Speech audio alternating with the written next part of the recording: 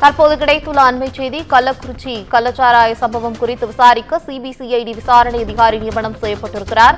கள்ளச்சாராயம் குறித்து 32 பேர் உயிரிழந்திருக்கக்கூடிய நிலையில் சிபிசிஐடி ஐஜி அன்பு தலைமையிலான சிபிசிஐடி அதிகாரிகள் விசாரணை மேற்கொள்ள இருப்பதாக தகவல் கிடைத்திருக்கிறது. அவர்கள் தற்போது நியமனம் செய்யப்பட்டிருக்கிறார்கள். கள்ளக்குறிச்சி கள்ளச்சாராய சம்பவம் விசாரணை அதிகாரியாக சிபிசிஐடி ஏடிஎஸ்பியாக கோமதி நியமனம் செய்யப்பட்டிருக்கிறார்.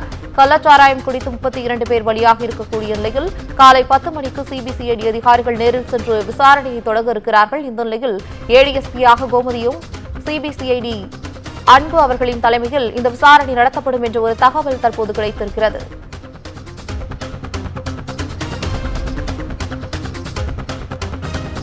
கள்ளக்குறிச்சி கள்ளச்சாராய சம்பவத்தில் விசாரணை அதிகாரியாக சிபிசிஐடி ஏடிஎஸ்பி கோமதி நியமனம் செய்யப்பட்டிருக்கிறார்.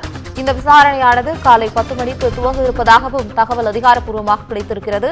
சிபிசிஐடி ஐஜி அன்பு தலைமையிலான சிபிசிஐடி அதிகாரிகள் விசாரணை அதிகாரியாக சிபிசிஐடி ஏடிஎஸ்பி கோமதி அவர்கள் தற்போது நியமனம் செய்யப்பட்டிருக்கிறார்.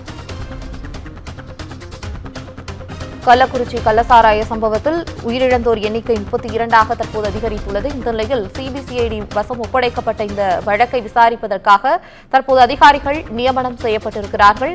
சிபிசிஐடி ஐஜி அன்பு தலைமையிலான அதிகாரிகள் விசாரணை மேற்கொள்ள இருக்கிறார்கள்.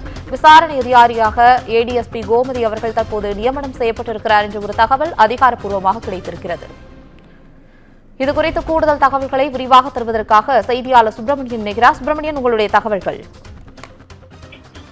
கள்ளக்குறிச்சி கள்ளச்சாராயம் குறித்து உயிரிழந்த வழக்கு சிபிசிஐடிக்கு மாற்றம் செய்து தமிழக அரசு உத்தரவிட்டிருந்தது. இந்த நிலையில் வழக்கு விசாரணையை சிபிசிஐடி போலீசார் தொடங்கி இருக்கிறார்கள். இதற்காக விசாரணை அதிகாரியாக ஏடிஎஸ்பி கோமதி நியமனம் செய்யப்பட்டிருக்கிறார். இன்று காலை 10 மணி அளவில் சிபிசிஐடி போலீசார் கள்ளக்குறிச்சி கருணாபுரம் பகுதிக்கு நேரடியாக சென்று விசாரணை நடத்த இருக்கிறார்கள். அது மட்டுமல்லாமல் மருத்துவமனைக்கும் சென்று விசாரணை நடத்த இருக்கிறார்கள். ஏற்கனவே இந்த வழக்கு தொடர்பாக கள்ளக்குறிச்சி போலீசார் வழக்கு பதிவு செய்து கோவிந்தராஜ் என்ற கண்ணுக்குட்டி என்பவரை கைது செய்திருக்கிறார்கள். அவரை இன்னும் நீதிமன்றத்தில் ஆஜர்படுத்தவில்லை. விசாரணை என்பது தொடர்ந்து கொண்டிருக்கிறது.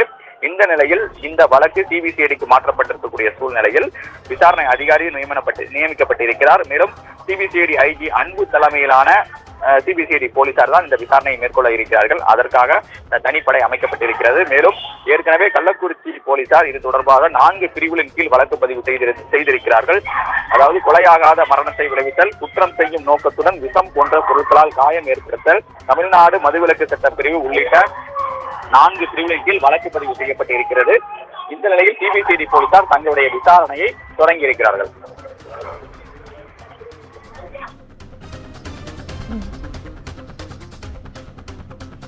கள்ளக்குறிச்சி போலீசார் 4 பிரிவுகளின் கீழ் வழக்கு பதிவு செஞ்சிருக்காங்கன்னு சொல்றீங்க. இப்ப சிபிசிஐடி விசாரணை எந்த அடிப்படையில் எந்த இடத்திலிருந்து ஆரம்பிக்கும் சுப்பிரமணியன்? முதல் கட்டமாக சம்பவம் நடந்த இடத்திற்கு, அதாவது கள்ளச்சாராய பாக்கெட் விற்பனை செய்யப்பட்ட இடத்திற்கு நேரடியாக சிபிசிஐடி போலீசார் சென்று விசாரணை நடத்துவார்கள். முதல் கட்ட விசாரணை அங்குதான் தொடங்கப்படும். அதன் பிறகு அரசு மருத்துவமனைக்கும் அதே போல உறவினரிடம் விசாரணை நடத்துவதற்கும் கருணாபுரத்திற்கும் நேரடியாக சிபிசிஐடி போலீசார் செல்வார்கள். அதற்கு முன்பாக கள்ளக்குறிச்சி போலீசாரிடமிருந்து வழக்கு ஆவணங்களை சிபிசிஐடி போலீசார் பெற்றுக் கொண்டிருப்பதாக தெரிய வந்திருக்கிறது.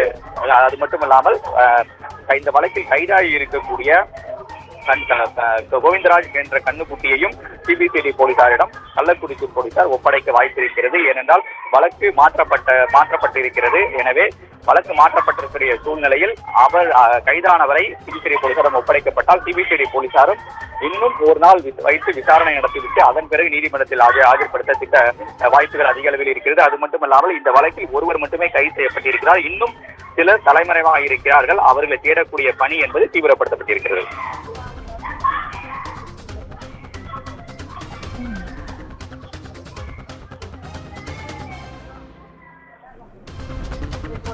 கைப்பற்றப்பட்ட கள்ளச்சாராயம் தடயவியல் ஆய்வுக்கு அனுப்பப்பட்டிருந்தது. அது குறித்த தகவல்கள் ஏதும் தற்போது கிடைக்கப்பட்டிருக்கிறதா? கைப்பற்றப்பட்ட கள்ளச்சாராய பாக்கெட்டுகள் ஏற்கனவே ஆய்வகத்திற்கு அனுப்பப்பட்டு சோதனை செய்யப்பட்டிருந்தது. அந்த சோதனையில் எத்தனால் பயன்படுத்தப்பட்டிருந்தது ஏற்கனவே விசாரணையில் கண்டுபிடிக்கப்பட்டிருந்தது. அதன் அடிப்படையில் தான் தமிழ்நாடு மதுவிலக்கு சட்டப்பிரிவை காவல்துறையினர் அந்த பிரிவை சேர்த்திருக்கிறார்கள். எத்தனால் பயன்படுத்தப்பட்டிருப்பது ஏற்கனவே விசாரணையில் தெரிய வந்திருக்கிறது. அது மட்டுமில்லாமல் உயிரிழந்தவர்களுடைய உடல்கள் உடற்கூறாய்வு செய்யப்பட்டு உறவினரிடம் ஒப்படைக்கக்கூடிய பணி என்பது கள்ளக்குறிச்சி அரசு மருத்துவமனையில் மேற்கொள்ளப்பட்டு வருகிறது. அது மட்டுமில்லாமல் இன்று காலையில் இருந்தும் கூட கள்ளச்சாராயம் குறித்து பாதிக்கப்பட்டவர்கள் சிகிச்சைக்காக தொடர்ந்து அரசு மருத்துவமனை கள்ளக்குறிச்சி அரசு மருத்துவமனைக்கு ஆம்புலன்ஸ் மூலமாக வந்து கொண்டிருக்கிறார்கள். அதிலும் சிலர் ஆபத்தான நிலையில் இருக்கக்கூடிய காட்சிகளை நாம் பார்க்க முடிகிறது. இதற்காக அமைக்கப்பட்டிருக்கக்கூடிய மருத்துவ குழு அவர்களுக்கு உரிய சிகிச்சை அளிக்கக்கூடிய பணியில் ஈடுபட்டுக் கொண்டிருக்கிறார்கள். மேலும் கள்ளக்குறிச்சி அரசு மருத்துவமனையில் 300க்கும் மேற்பட்ட போலீசார் பாதுகாப்பு பணியில் அமர்த்தப்பட்டிருக்கிறார்கள். 3 மாவட்ட காவல் கண்காணிப்பாளர்கள் இங்கு பாதுகாப்பு பணியில் அமர்த்தப்பட்டிருக்கிறார்கள். அவர்கள் தலைமையில் போலீஸ் பாதுகாப்பு பணி என்பது போடப்பட்டிருக்கிறது. அது மட்டுமல்லாமல் உடல்களை உறவினரிடம் ஒப்படைப்பதற்காக தனியாக காவல் குழுவினரும் தனியார் அமைக்கப்பட்டிருக்கிறார்கள். அவர்கள் அந்த பணியை தற்போது செய்து கொண்டிருக்கிறார்கள். அதே போல சிறப்பு மருத்துவ குழுவும் இவருக்கு பாதிக்கப்பட்டவர்களுக்கான உரிய சிகிச்சையும் மேல் சிகிச்சைக்காக திருவண்ணாமலை புதுச்சேரி மற்றும் விழுப்புரம் ஆகிய அரசு மருத்துவமனைக்கு அனுப்புவதற்கான நடவடிக்கைகளும் மேற்கொண்டிருக்கிறார்கள்.